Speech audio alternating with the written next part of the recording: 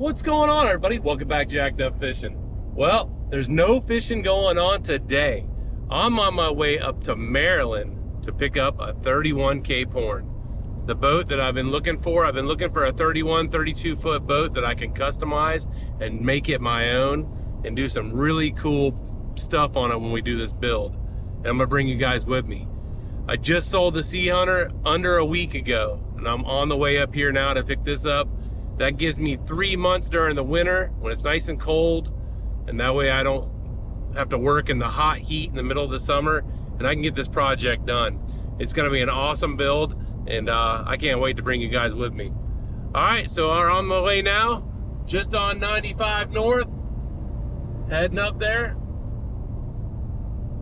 See what we get there. All right, so it's 8 o'clock in the morning. We're up here in Maryland. I just got to the boat. The owner's on his way, and I'm gonna go do an inspection on it real quick, and I'm gonna show you how I inspect boats.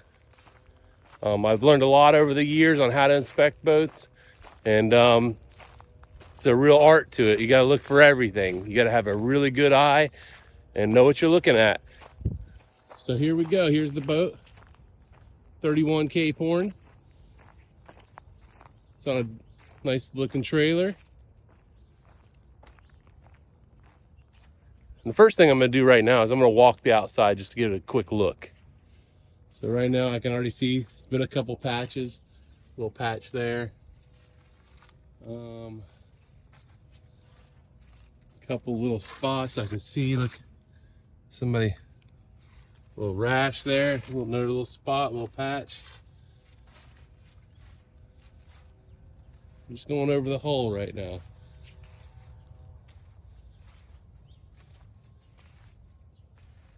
Check out the engines, they look a little rough. He called me last night, he had hit something.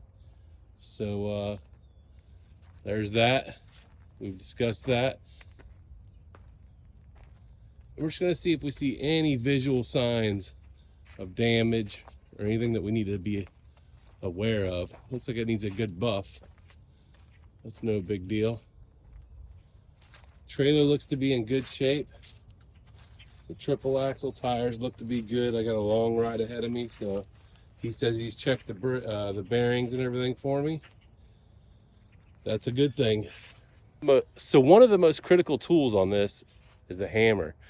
It's like a little body hammer. It's made by Thor.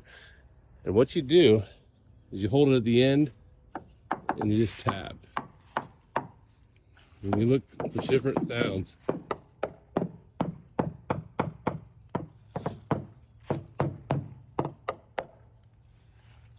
That's what you're looking for all around through holes.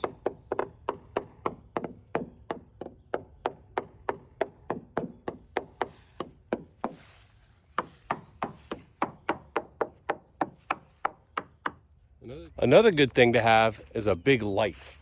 So I brought my Ryobi light, and that's so you can get in all the hatches, get in every single hatch, look for stress cracks.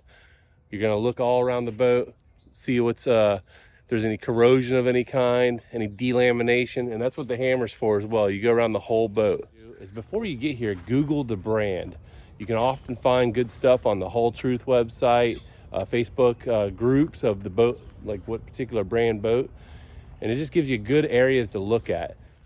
So I've already been underneath the boat. I've tapped around all the through hole fittings. That's a big deal. Make sure there's no moisture coming through or anything like that. These are all composite boats, but they're still able to get moisture inside the boat. But the main thing is just go around every through hole, all around the boat, like I went around this one I showed you a second ago. And you want to go through around every through hole. And you're just listening for different sounds.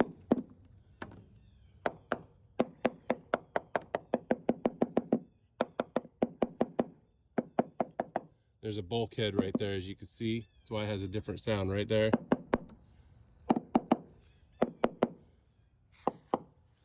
So that's the reason, but you got to know what you're looking at for sure. The hammer is the big deal right here. So you want to go around everything. It seems pretty solid, so that's a good thing. So next you want to go through all the electronics, hit all the switches, see what works, what doesn't work, what's hooked up, what's not hooked up. That's kind of a big deal as well. If you get a marine surveyor, they're gonna do the same thing. So you're just gonna go do your due diligence. And this does not replace a marine survey by any means. They have a special skill set that they've been doing a long time, and they know exactly what they're looking at. This is kind of a before the surveyor, because usually you need a surveyor before insurance anyway. They kind of require it to make sure the boat's in tip-top shape before you know, insuring the boat. So I'm gonna jump up in the boat, check all the electronics, make sure everything works, and we'll go from there. All right, so while inside the boat, you wanna look for all stress cracks. You wanna look for everything that possibly could be wrong, any patchwork, because you know people try to hide stuff as well. While I was in here, I found this crack right here, right in front of the console in between the kill box. And if you get the hammer, you can hear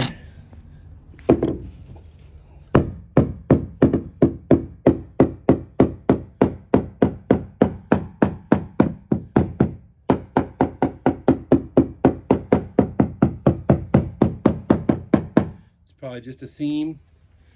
It doesn't sound too bad, so that's a good thing. So you're also able to access it through the kill box and get underneath to check it out. Doesn't seem like there's anything there, so that's a good thing for sure. Also, open up all the hatches. Look up underneath the hatches. If you're in the anchor well, you can look up in there and you can see if there's been any damage, if anybody's hit anything. And you can see this one's got a little bit of wear inside there. We'll have to fix, recoat it. Another thing you want to look at is look at the transom. So I looked at all the transom, look for any stress cracks in there. I do not see a single one, which is nice. I pulled this pie plate and that pie plate already, looked down in there, and I didn't see any stress cracks as well, which is nice. You also want to look at the washers that hold the motor. If they're sucked into the fiberglass, it's kind of not a good thing. You want to really check that out, because if it's crushed the fiberglass, that means there's a void back there, or they've smushed it down too much, and they could have compacted the composite, and it could get water in there as well. Another good thing to do is take off the cowlings to the engines. Look around, check the oil, smell the oil, make sure there's no water in it, make sure it looks okay. Just to get a little overall look at the engine, see how they've maintained it. These engines actually have over 2,000 hours. I'm going to be selling them, but I want to check them out, make sure they're good. Also, I looked at the lower end fluid. It looks really good, so that's a good thing as well. And yeah, that's pretty much it. You just want to make sure you go through your due diligence, anything you can possibly do to check a boat out. And that's a good thing. When he gets here, we'll do a little test run, make sure they run good. And I think that's pretty much it. Another thing I checked was the fuel tanks.